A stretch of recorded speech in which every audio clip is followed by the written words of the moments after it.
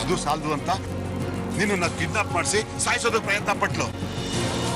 ಅವತ್ತು ನಾನು ಅಲ್ಲಿಗೆ ಬರ್ಲಿಲ್ಲ ಅಂತಿದ್ರೆ ಇಷ್ಟೊತ್ತಿಗೆ ನಿನ್ ಕತೆ ಮುಗಿದೋಗ್ತಾ ಇತ್ತು. ಅಂತವಳ ಬಗ್ಗೆ ಕನಿಕರ ತೋರಿಸ್ತೀಯ? ಸಾಧ್ಯ ಇಲ್ಲಮ್ಮ. ಅವಳನ್ನ ಪೊಲೀಸ್ನವ್ರಿಗೆ ಒಪ್ಸೋದೇ ಸರಿ. ಪ್ಲೀಸ್ ಹಾಗೆ ಮಾಡ್ಬೇಡಿ. ಅತ್ತೆನ ಜೈಲಿಗೆ ಕಳ್ಸೋದ್ರಿಂದ ನಾವೇನ್ ಸಾಧನೆ ಮಾಡ್ದಾಗತ್ತೆ? ಎಷ್ಟೇ ಆದ್ರೂ ಅವರೊಬ್ಬ ತಾಯಿ, ನಿಮ್ಮ ಹೆಂಡತಿ. ಆಸ್ತಿ ಆಸೆಗೆ, ದುಡ್ಡಿನ ಆಸೆಗೆ ಅವ್ರಂತ ಕೆಟ್ಟ ಕೆಲಸಗಳನ್ನ ಮಾಡಿರ್ಬೋದು. ಅವ್ರನ್ನ ನಾವು ಕ್ಷಮಿಸೋಣ ಮಾವ. ಅವ್ರಿಗೆ ತಿದ್ದಿ ಬುದ್ಧಿ ಹೇಳಿ ಅವ್ರನ್ನ ಸರಿ ದಾರಿಗೆ ತರೋಣ. ಅದರಲ್ಲಿ ನಮ್ ದೊಡ್ಡತನ ಇದೆ. ಯೋಚನೆ ಮಾಡಿ, ಅವ್ರಿಗೂ ಮಕ್ಕಳಿದ್ದಾರೆ. ಪುರುಷಿ, ಕೇಳಿದ್ಯಾ ಅವಳ ಮಾತನ್ನ? ಮಲ್ಲಿಕಾ ಇವಳಿಗೆ ಎಷ್ಟು ಹಿಂಸೆ ಕೊಟ್ಲು, ಎಷ್ಟು ನೋವು ಕೊಟ್ಲು. ಆದ್ರೂ ಅವಳ ಬಗ್ಗೆ ಮಮಕಾರದ ಮಾತನಾಡ್ತಿದ್ದಾಳೆ. ನಿಜವಾದ ತಾಯಿ ಹೃದಯ ನೀನ್ ಹೆಂಡ್ತಿದ್ದು ಕಣಪ್ಪ. ಆದ್ರೆ ನೀನು ಅವಳನ್ನ ಸರಿಯಾಗಿ ಅರ್ಥ ಮಾಡ್ಕೊಳ್ದೆ ಕೆಟ್ಟಾಗಿ ನಡೆಸ್ಕೊಂಡೆ. ಮಲ್ಲಿಕನ ಮಾತು ಕೇಳಿ ಮನೆಯಿಂದ ಆಚೆ ಹಾಕ್ತೆ, ನೋವು ಕೊಟ್ಟೆ. ಆದ್ರೂ ಚೈತ್ರ ಅದ್ಯಾವುದನ್ನು ಮನಸ್ಸಿಗೆ ಹಾಕೊಳ್ಳದೆ ಎಷ್ಟು ಒಳ್ಳೆತನದ ಮಾತಾಡಿದ್ಲು. ಅದನ್ನೇ ಕಣ ಹೇಳೋದು ಹೆಣ್ತನ ಅಂತ, ತಾಯ್ತನ ಅಂತ. ಚೈತ್ರ, ದಯವಿಟ್ಟು ನನ್ನ ಕ್ಷಮಿಸ್ಬಿಡು. ಇವತ್ತು ನಿನ್ನ ಮುಂದೆ ನಾನು ತುಂಬ ಚಿಕ್ಕವನಾಗ್ಬಿಟ್ಟೆ. ನಿನಗೆ ನಾನು ತುಂಬ ತೊಂದರೆ ಕೊಟ್ಟೆ. ಆದರೆ ನನಗಿದು ಯಾವುದೂ ಗೊತ್ತಿರಲಿಲ್ಲ. ನನ್ನ ಕೈ ಮೀರಿದೆಲ್ಲ ನಡೆದೋಗಿದೆ. ಇಲ್ಲ ಪುರುಷಿ, ಇದ್ರಲ್ಲಿ ನಿನ್ ಯಾವ ತಪ್ಪು ಇಲ್ಲ. ಆ ಸಂದರ್ಭಗಳು ಹಾಗಿದ್ವು, ಅದಕ್ಕೆ ನೀನು ಹೊಣೆ ಅಲ್ಲ ಕಣೋ. ಇಲ್ಲಿ ಕ್ಷಮಿಸೋ ಪ್ರಶ್ನೆನೇ ಇಲ್ಲ. ನಮ್ಮ ಮಧ್ಯ ಇರಬೇಕಾದ್ದು ಪ್ರೀತಿ. ಸರಿ ಚೈತ್ರ, ಸಾಕಷ್ಟು ಅನುಭವಿಸೋಗಿದೆ. ಬಾ ಮನೆಗೆ ಹೋಗೋಣ. ಇಲ್ಲ ಪುರುಷಿ, ನಾನು ಬರಲ್ಲ. ಬರಲ್ವಾ? ಮನೆಗೆ ಬಂದ್ರೆ ಏನಾಗುತ್ತೆ ಚೈತ್ರ? ಈಗಲೇ ಬರೋಕ್ಕಾಗಲ್ಲ ಪುರುಷಿ. ನಾನು ಅಲ್ಲಿಗೆ ಬರೋಕ್ ಮುಂಚೆ ಮಾಡಬೇಕಾಗಿದ್ದ ಕೆಲಸಗಳು ತುಂಬಾ ಇದೆ. ಅತ್ತೆನ ನಾವು ಗೊಂದಲದಲ್ಲೇ ಇಡಬೇಕಾಗಿದೆ ಪುರುಷಿ. ಆ ಮೂಲಕನಾದ್ರೂ ಅವ್ರ ತಪ್ಪುಗಳನ್ನ ಗೊತ್ತು ಮಾಡಿಸ್ಬೇಕು ಅನ್ನೋದು ನಮ್ಮ ಉದ್ದೇಶ. ನೀನು ನನ್ನ ಬಗ್ಗೆ ಯೋಚನೆ ಮಾಡಬೇಡ ಪುರುಷಿ. ಮಾವ ನನ್ನ ಚೆನ್ನಾಗಿ ನೋಡ್ಕೊಳ್ತಿದ್ದಾರೆ. ಮಾವ ನಿನಗೆ ಕೆಲಸಗಳನ್ನ ಹೇಳ್ತಾರೆ, ನೀನು ಅದನ್ನು ಮಾಡ್ತಾ ಹೋಗು. ಇನ್ನು ಕೆಲವು ದಿನ ಈ ಅಜ್ಞಾತವಾಸ ಅಷ್ಟೆ. ಚೈತ್ರ, ನಮಗೆ ಹೀಗಾಗಬಾರ್ದಾಗಿತ್ತು. ಚಿಕ್ಕಮ್ಮ ಈ ಮಟ್ಟಕ್ಕೆ ಇಳಿಬಾರ್ದಾಗಿತ್ತು. ನಿನಗಿಷ್ಟೊಂದು ಚಿತ್ರಹಿಂಸೆ ಕೊಡಬಾರ್ದಾಗಿತ್ತು. ನಾನು ಅವ್ರ ಮೇಲೆ ಇಟ್ಟ ಭಕ್ತಿ ಗೌರವನಲ್ಲಿ ನೋಡಿದ್ಮೇಲೂ ಅವ್ರು ಹೀಗೆ ಮಾಡಿರೋ ನನಗೆ ತುಂಬ ನೋವಾಗ್ತದೆ. ಚಿಕ್ಕಮ್ಮ ಒಬ್ರು ಸರಿತಿದ್ರೆ ನಮ್ಗೆ ಈ ಪರಿಸ್ಥಿತಿನೇ ಬರ್ತಾ ಇರಲಿಲ್ಲ.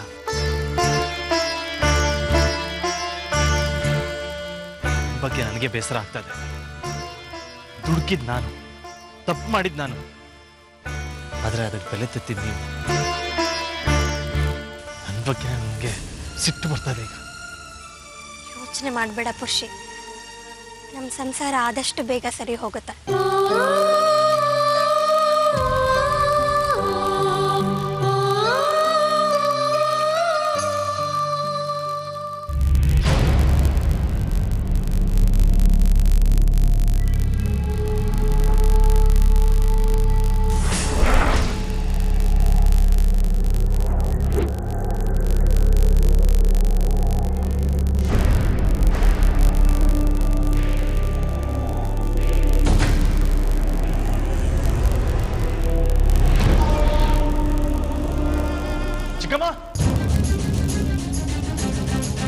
ಚಿಕ್ಕಮ್ಮ, ಪುರುಷೋತ್ತಮ,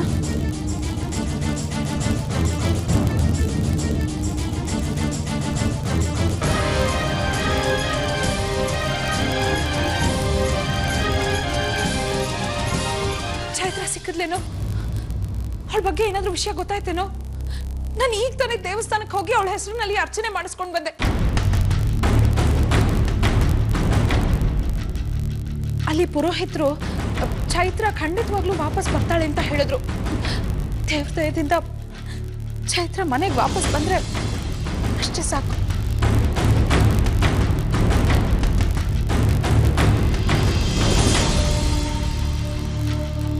ಯಾಕೆ ಪುರುಷೋತ್ತಮ ಹಾಗೆ ಮುಖ ನೋಡ್ತಾ ಇದೆಯಾ? ಏನಾಯ್ತು? ಚೈತ್ರ ಏನಾದ್ಲು?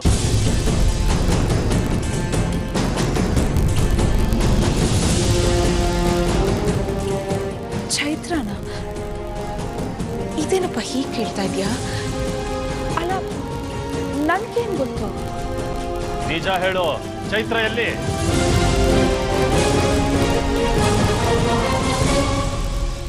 ಏನಪ್ಪ ಇದು ಪುರುಷೋತ್ತಮ?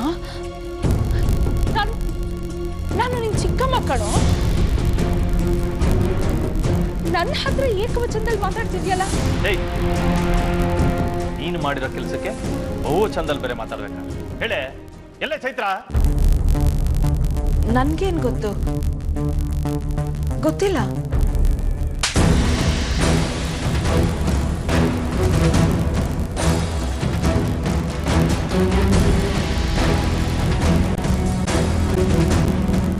ಪುರುಷೋತ್ತಮ,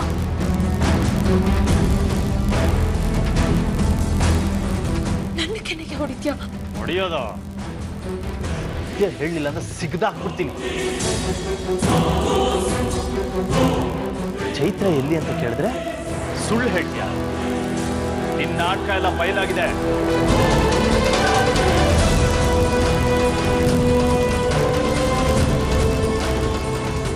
ಚೈತ್ರನ ಮುಸ್ಲಾಯಿಸಿ ನೀನು ದೇವಸ್ಥಾನಕ್ಕೆ ಕರ್ಕೊಂಡು ಹೋಗಿದ್ದು. ಅಲ್ಲಿ ಗುಂಡಗಳ ಹತ್ರ ಅವಳನ್ನ ಕಿಡ್ನಾಪ್ ಮಾಡಿಸಿದ್ದು.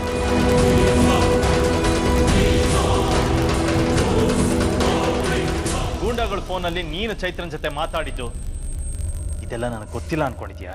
ಇಲ್ಲ, ಅದು ಯಾಕೆ ಹಾಗೆ ಮಾಡಿದೆ? ಯಾಕೆ ಚೈತ್ರನ್ ಕಿಡ್ನಾಪ್ ಮಾಡಿಸ್ದೆ? ಪುರುಷೋತ್ತಮ, ಅದು ಸುಳ್ಳು ಹೇಳಿದ್ರೆ ಸಾಯಿಸ್ಬಿಡ್ತೀನಿ. ಅವಳು ಏನು ಅನ್ಯಾಯ ಮಾಡಿದ್ಲು ನಿನ್ಗೆ? ಚೆನ್ನಾಗಿರೋ ತರ ನಾಟಕ ಆಡಿ ಅವಳನ್ನು ಕರ್ಕೊಂಡೋಗಿ ಸಾವಿನ ದೌಡೆಗೆ ದೂಕಿದ್ಯಲ್ಲ, ಮನುಷ್ಯ ನೀನು? ಪುರುಷೋತ್ತಮ, ನಿನ್ನ ದೇವತೆ ಅಂತ ನಂಬಿದ್ನಲ್ಲೇ. ಚೈತ್ರನ್ ಮಾತು ಕೇಳ್ದೆ ನಿನ್ನನ್ನು ಪೂಜಿಸ್ತಾ ಇದ್ದೆ ನಾನು. ಇದಕ್ಕಿದೇನ ಬಹುಮಾನ ಕೊಟ್ಟಿದ್ದೆ? ಪುರುಷೋತ್ತಮ, ನೀನ್ ಅನ್ಕೊಂಡ್ ಹಾಗೆ ಏನು ಇಲ್ಲಪ್ಪ. ಮತ್ತೆ ಸುಳ್ಳು ಹೇಳಕ್ ಶುರು ಮಾಡಬೇಡ. ಸಾಕ್ಷಿ ಸಮೇತ ಸಿಕ್ಬಿದ್ದಿದ್ಯಾ. ನೀ ತಿಳ್ಕೊಂಡ ಹಾಗೆ ಚೈತ್ರನ್ಗೆ ಏನೂ ಆಗಿಲ್ಲ. ಅವಳು ಚೆನ್ನಾಗೇ ಇದ್ದಾಳೆ.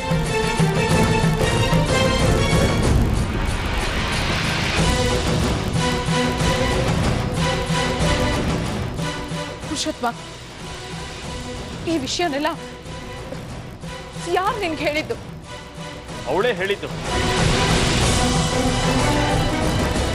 ನಿನ್ನ ಬಂಡವಾಳ ಎಲ್ಲ ಬಯಲು ಮಾಡಿದ್ದು ಅವಳೇ.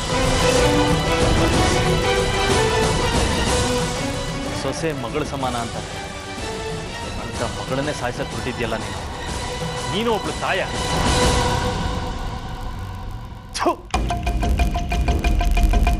ತಾಯಿ ಪದದ ಅರ್ಥ ಗೊತ್ತಾ ನಿನಗೆ? ಮಗುಗೆ ತನ್ನ ಪ್ರಾಣ ಕೊಡಕ್ಕೆ ಸಿದ್ಧವಾಗಿರ್ತಾಳೆ. ಮಗಳು ಪ್ರಾಣ ತೆಗೆ ಕೊಟ್ಟಿದ್ಯಲ್ಲ ನೀನು. ಪುರುಷೋತ್ತಮ, ದಯವಿಟ್ಟು ನನ್ನ ಕ್ಷಮಿಸ್ಬಿಡು. ಮಣ್ಣು ತಿನ್ನೋ ಕೆಲಸ ಮಾಡ್ಬಿಟ್ಟೆ ಕಣೋ. 100 ಎಕರೆ ಆಸ್ತಿ ಸಿಗುತ್ತೆ ಅನ್ನೋ ಆಸೆಗೆ ಬಿದ್ದು ನನ್ನಿಂದ ತಪ್ಪು ಮಾಡ್ಬಿಟ್ಟೆ ಕಣೋ. ಹಾಗೆ ಶ್ರೀಮಂತಲಾಗ್ತೀನಿ, ಹಾಗಾಗತ್ತೆ ಹೀಗಾಗತ್ತೆ ಅಂತ ಕಾಣ್ತಾ ನಾನು ಏನು ಮಾಡಿದೆ ಅನ್ನೋದು ನನಗೆ ಗೊತ್ತಾಗ್ಲಿಲ್ಲ ಕಣೋ.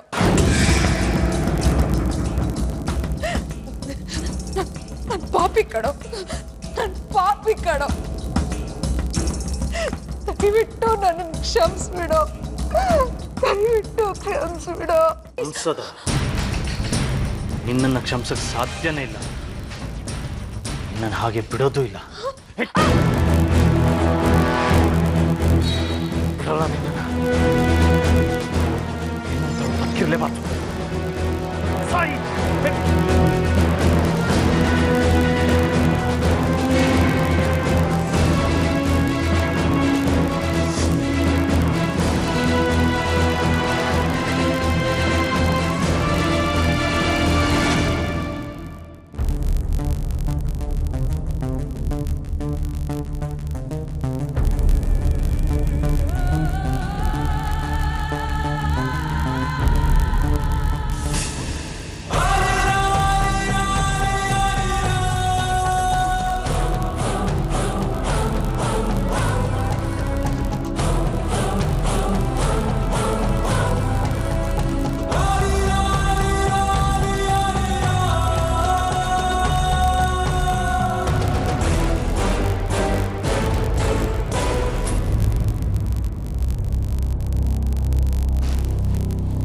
ಪುರುಷೋತ್ತಮ,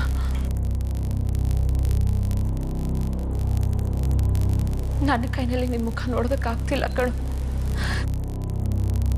ಚೈತ್ರ ನಾಪತ್ತೆ ಆದಾಗ್ಲಿಂದ ನಿನ್ನ ಮುಖದಲ್ಲಿ ಕಳೆನೇ ಇಲ್ವಲ್ಲೋ.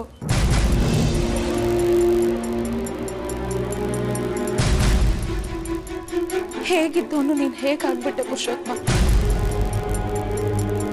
ನಿನ್ನ ನೋಡಿದ್ರೆ ನನಗೆ ಹೊಟ್ಟೆ ಉರಿಯತ್ತೆ ಕಣೋ. ಆ ದೇವ್ರ ಪದೇ ಪದೇ ನಿನಗೆ ಕಷ್ಟಗಳನ್ನ ಒಡ್ತಾನಲ್ಲೋ. ನಾನು ಏನ್ ಮಾಡ್ಲಪ್ಪ ದೇವ್ರೆ. ಚಿಕ್ಕಮ್ಮ, ನೇರವಾಗಿ ಬದುಕಬೇಕಾದ ಈ ಬದುಕಿನಲ್ಲಿ ನೀವು ಯಾಕೆ ಇಷ್ಟು ನಾಟಕ ಆಡ್ತಾ ಇದ್ದೀರಾ? ಸುಂದರವಾಗಿ ನಾವೆಲ್ಲ ಚೆನ್ನಾಗಿ ಜೀವನ ಮಾಡ್ಬೋದು. ಆ ಸೌಭಾಗ್ಯ ನಮಗೆ ಆ ದೇವ್ರು ಕೊಟ್ಟಿದ್ದಾನೆ. ಆದರೆ ನೀವು ಕೆಟ್ಟದಾಗಿ ಬದುಕ್ತಾಗಿರಿ. ಸುಳ್ಳು, ವಂಚನೆ, ನಟನೆ ಮಾಡಿಕೊಂಡು ನಿಮ್ಮನ್ನು ನೀವೇ ವಂಚಿಸ್ಕೊತಾ ಇದ್ದೀರಿ. ಯಾಕೆ ಬೇಕಿದೆಲ್ಲ? ನಿಮ್ಮಲ್ಲಿ ನಾನು ದೇವ್ರನ್ನ ಕಂಡೆ, ಆದರೆ ನೀವು ಬೇರೆ ಯಾಕೆ ಕಂಡುಬಿಟ್ರಿ? ನನ್ನನ್ನು ಕ್ಷಮಿಸ್ಬಿಡಿ ಚಿಕ್ಕಮ್ಮ. ಪುರುಷೋತ್ತಮ, ಏನ್ ಯೋಚನೆ ಮಾಡ್ತಿದ್ಯಾ? ಏನಿಲ್ಲ ಚಿಕ್ಕಮ್ಮ. ಚೈತ್ರನ್ ಬಗ್ಗೆ ತಾನೆ? ಅವಳ ಬಗ್ಗೆ ಬಿಟ್ಟು ಯಾರ ಬಗ್ಗೆ ಯೋಚನೆ ಮಾಡಲಿಲ್ಲ. ಆ ದೇವ್ರು ಕ್ರೂರಿ ಕಣಪ್ಪ. ಒಳ್ಳೆಯವರಿಗೆ ಕಷ್ಟ ಕೊಟ್ಟು ತಾಳ್ಮೆ ಪರೀಕ್ಷೆ ಮಾಡ್ತಾನೆ. ಆದ್ರೆ ನೀನ್ ಸಹನೆ ಕಳ್ಕೋಬೇಡ. ಏನೇ ಆದ್ರೂ ನೀನ್ ಬೇಜಾರು ಮಾಡ್ಕೋಬೇಕು. ಸರಿ ಚಿಕ್ಕಮ್ಮ, ನಿಮ್ಮ ಮಾತುಗಳು ನಿಜಕ್ಕೂ ನಿಮ್ಮ ಮನದಾಳದಿಂದ ಬಂದಿದ್ರೆ ಎಷ್ಟು ಚೆನ್ನಾಗಿರ್ತಿತ್ತು ಚಿಕ್ಕಮ್ಮ. ಆದರೆ ಅದಕ್ಕೆಲ್ಲ ನಾನೇ ಪುಣ್ಯ ಮಾಡಿಲ್ಲ ಅನ್ಸುತ್ತೆ. ಪುರುಷೋತ್ತಮ, ಚೈತ್ರನ್ ಬಗ್ಗೆ ಏನಾದ್ರೂ ಗೊತ್ತಾಯ್ತಾ? ಗೊತ್ತಾಯ್ತು ಚಿಕ್ಕಮ್ಮ.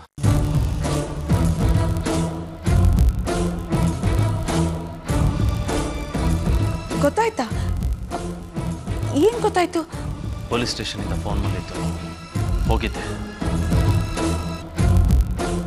ಏನ್ ಹೇಳಿದ್ರು? ಚೈತ್ರನ್ನ ಕಿಡ್ನಾಪ್ ಮಾಡಿರೋದು ಯಾರು ಅನ್ನೋದು ಅವ್ರಿಗೆ ಗೊತ್ತಾಗಿದೆಯಂತೆ. ಏನು? ಚೈತ್ರನ ಕಿಡ್ನಾಪ್ ಮಾಡಿರೋದು ಯಾರು ಅಂತ ಗೊತ್ತಾಗಿದೆಯಂತ? ಯಾರು? ಅದು ಹೇಗೆ ಹೇಳಲಿ ಅಂತ ಗೊತ್ತಾಗ್ತಾ ಇಲ್ಲ ಚಿಕ್ಕಮ್ಮ.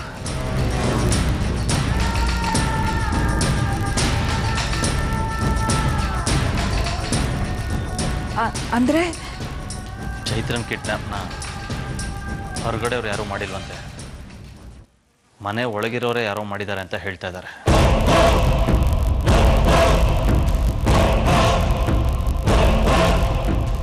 ಪುರುಷೋತ್ತಮ, ಏನ್ ಹೇಳ್ತಾ ಇದ್ದೀಯ ನೀನು? ಹೌದು ಚಿಕ್ಕಮ್ಮ, ಹೊರಗಿನವ್ರು ಮಾಡಿದ್ದಾರೆ ಅನ್ನೋದಕ್ಕೆ ಯಾವ ಸಾಕ್ಷಿ ಆಧಾರಗಳು ಸಿಕ್ಕಿಲ್ವಂತೆ. ಆದರೆ ಮನೆಯವರೇ ಮಾಡಿರೋದಕ್ಕೆ ಸಾಕ್ಷಿಗಳು ಸಿಕ್ಕಿದೆ ಅಂತ ಹೇಳ್ತಾ ಇದ್ದಾರೆ. ಸಾಕ್ಷಿಗಳು ಸಿಕ್ಕಿದ್ಯಾ? ಯಾರಂತೆ? ಅದನ್ನ ನಿನ್ನ ಬಾಯ್ಬಿಟ್ಟು ಹೇಳಿಲ್ಲ, ಪಕ್ಕ ದಾಖಲೆಗಳು ಬೇಕಂತೆ. ಅದೆಲ್ಲ ಸಿಕ್ಕಿದ ಮೇಲೆ ನಿಜವಾದ ಅಪರಾಧಿನ ಹಿಡಿತಾ ಇರುತ್ತೆ. ಹೌದಾ? ಇದೊಳ್ಳೆ ತಮಾಷೆ ಆಗಿದೆ ಕಣೋ. ಅಲ್ಲ, ಮನೆಯವ್ರು ಯಾರೋ ಯಾಕೆ ಚೈತ್ರನ ಕಿಡ್ನಾಪ್ ಮಾಡಿಸ್ತಾರೆ ಹೇಳು? ಈ ಪೊಲೀಸರು ಬಾಯಿಗೆ ಬಂದ ಹಾಗೆಲ್ಲ ಮಾತಾಡ್ತಾರೆ. ಅದರಲ್ಲಿ ಸತ್ಯ ಇರಲ್ಲ. ಅದನ್ನೆಲ್ಲ ತಲೆಗೆ ಹಾಕೋಬಾರ್ದು. ಮನೆಯವ್ರು ಯಾಕಂತ ಕೆಲಸ ಮಾಡ್ತಾರೆ ಹೇಳು? ಅದೇ ನನಗೂ ಅರ್ಥ ಆಗ್ತಾ ಇಲ್ಲ ಚಿಕ್ಕಮ್ಮ. ಈ ಮನೇಲಿ ಇರೋದೇ ನಾವು 3 ಜನ. ಈ ಕಿಡ್ನಾಪ್ ಕೆಲಸನ ಯಾರು ಮಾಡಿರೋದಕ್ಕೆ ಸಾಧ್ಯ? ಒಂದು ನಾನು ಮಾಡಿರಬೇಕು, ಇಲ್ಲ ನೀವು.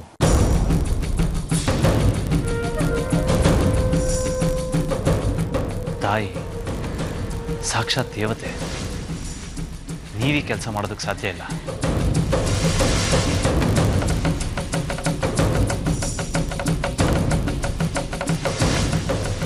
ಬಿಟ್ರೆ ಪೂಜಾ ಈ ಕೆಲಸ ಮಾಡ್ತಾಳ. ಅವಳಿನ್ನ ಚಿಕ್ಕ ಹುಡುಗಿ, ಅವಳು ಹೇಗೆ ಕೆಲಸ ಮಾಡೋದಕ್ಕೆ ಸಾಧ್ಯ?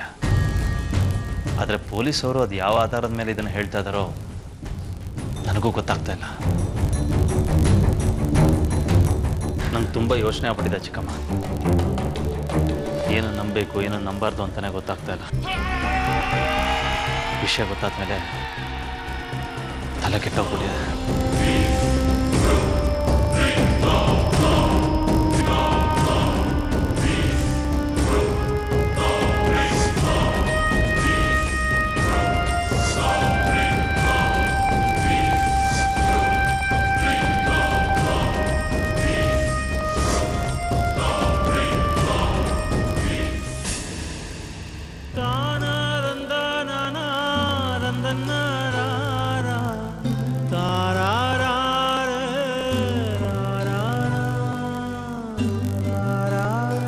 ಅಣ್ಣ, ಏನಮ್ಮ ಪೂಜಾ? ಅದು ಅದಕ್ಕೆ ಬಗ್ಗೆ ಏನಾದರೂ ಗೊತ್ತಾಯ್ತಾ? ಏನೋ ಗೊತ್ತಾಗಿಲ್ಲ. ಏನು ಮಾಡಬೇಕು ಅಂತಲೂ ಗೊತ್ತಾಗ್ತಾ ಇಲ್ಲ. ಮತ್ತೆ ಹೇಗೆ ಸುಮ್ಮನೆ ಇದೆಯಾ? ಎಲ್ಲಾದರೂ ಹುಡುಕ್ಬೇಕು ತಾನೆ? ಆದರೆ ನನಗೆ ಭರವಸೆ ಇದೆ, ಅವಳು ಎಲ್ಲೇ ಇದ್ರೂ ನನಗೆ ಸಿಗ್ತಾಳೆ. ಅವಳಿಗೇನೂ ಆಗಿರಲ್ಲ. ಅಲ್ಲ, ಅದು ಹೇಗೆ ಹೇಳೋದಕ್ಕೆ ಸಾಧ್ಯ? ಅದಕ್ಕೆ ಏನೂ ಆಗಿಲ್ಲ, ಹುಷಾರಾಗಿದ್ದಾರೆ ಅನ್ನೋದಕ್ಕೆ ನಿನ್ನ ಹತ್ರ ಏನಾದ್ರು ಆಧಾರ ಇದೆಯಾ? ಆಧಾರ ಅಂತೇನೂ ಇಲ್ಲ, ಆತ್ಮವಿಶ್ವಾಸ ಅಷ್ಟೇ. ಹೇಗೆ ಆ ಥರ ಆತ್ಮವಿಶ್ವಾಸ ಇಟ್ಕೊಳಕ್ಕಾಗತ್ತೆ? ಸರಿ, ಅದಕ್ಕೆ ಏನೂ ಆಗಿಲ್ಲ ಅಂದಿದ್ರೆ ಇಷ್ಟೊತ್ತಿಗಾಗಲೇ ಅವ್ರು ಕಾಣಿಸ್ಕೊಬೇಕಿತ್ತು ತಾನೆ? ಕಾಣಿಸ್ಕೋಬೇಕಾಗಿತ್ತು, ಏನೋ ತೊಂದರೆ ಆಗಿರಬೇಕು. ನಿನಗೆ ಹೇಗೆ ಗೊತ್ತು? ಅಲ್ಲ, ಅದು ನಾನು ಅದಕ್ಕೆ ಹತ್ರ ಫೋನಲ್ಲಿ ಮಾತಾಡ್ದೆ.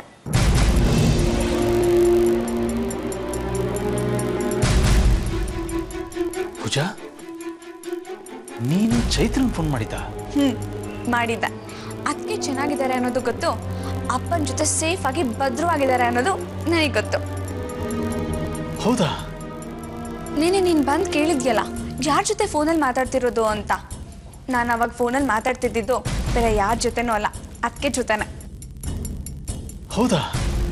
ನಿನ್ನ ಅವಸ್ಥೆ ನನ್ನ ಕೈಯಲ್ಲಿ ನೋಡೋಕ್ಕಾಗ್ದೆ ನಾನೇ ಅದಕ್ಕೆ ಫೋನ್ ಮಾಡಿ ಇರೋ ಸತ್ಯನ ಅಣ್ಣಂಗೆ ಹೇಳ್ಬಿಡಿ ಅದಕ್ಕೆ ಅಂತ ನಾನೇ ಹೇಳ್ದೆ. ಥ್ಯಾಂಕ್ಸ್ ಪೂಜಾ. ಅಂದರೆ ನಿಂಗೆ ಇದೆಲ್ಲ ಮೊದಲೇ ಗೊತ್ತಿತ್ತಾ? ಖಂಡಿತ ಗೊತ್ತಿತ್ತು, ನನಗೆಲ್ಲ ಗೊತ್ತಿತ್ತು. ಆದರೆ ಏನು ಚೈತ್ರನ್ ಕಂಡ್ರೆ ಅಷ್ಟು ಆಗ್ತಾ ಇರಲಿಲ್ಲ ಅಲ್ವಾ? ಆಗ್ತಾ ಇರಲಿಲ್ಲ. ಈಗ ಅದಕ್ಕೆ ಅಂದರೆ ನನಗೆ ಪ್ರಾಣ. ಬರೀ ಯಾವಾಗಲೂ ಅಮ್ಮನ ಜೊತೆ ಸೇರಿಕೊಂಡು ಕೆಟ್ಟದ್ದನ್ನೇ ಕಲಿತಿದ್ದೆ. ಬರೀ ದುಡ್ಡು ಮೋಸ ವಂಚನೆ ಅಂತ ಅದರಲ್ಲೇ ಮುಳುಗೋಗಿದ್ದೆ. ಆದರೆ ನಿನಗೊಂದು ವಿಷಯ ಗೊತ್ತಾ? ಅಮ್ಮ ನನ್ನನ್ನೇ ಕೊಲೆ ಮಾಡೋದಿಕ್ಕೆ ನೋಡಿದ್ಲು. ಪೂಜಾ? ಹೌದಣ್ಣ. ಅಮ್ಮಂಗೆ ಅದಕ್ಕೆ ಬದುಕಿದಾರೋ ಬದುಕಿಲ್ವೋ ಅನ್ನೋ ಗೊಂದಲ ಶುರು ಆಯಿತು. ಆಗ ಅವರು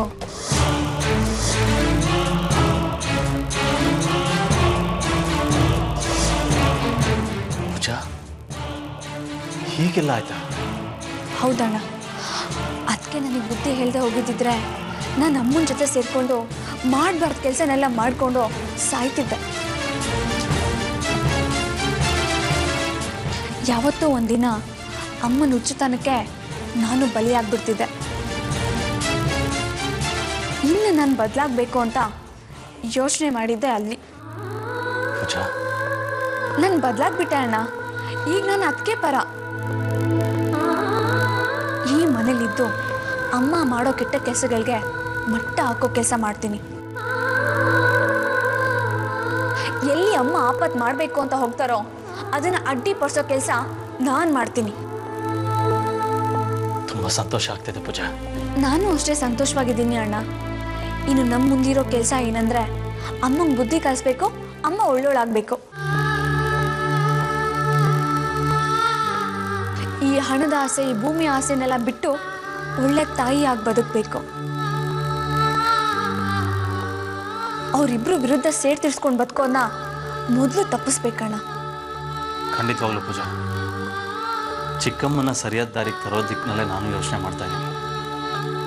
ಆದರೆ ನಮಗಿದೆಲ್ಲ ಗೊತ್ತಿರೋದು ಅವ್ರಿಗೆ ಗೊತ್ತಾಗಲ್ಲ ತಾನೆ? ಖಂಡಿತ ಗೊತ್ತಾಗಲ್ಲ. ಸ್ವಲ್ಪ ದಿನ ಸುಮ್ಮನೆ ಇರೋಣ. ಚಿಕ್ಕಮ್ಮಂಗೆ ತಾವು ಮಾಡ್ತಿರೋ ತಪ್ಪು ಅಂತ ತಿಳಿಯೋ ದಿನಗಳು ಬಂದೇ ಬರುತ್ತೆ. ಸರಿ ಅಣ್ಣ, ನೀನು ಹೇಳ್ದಾಗೆ ಆಗಲಿ.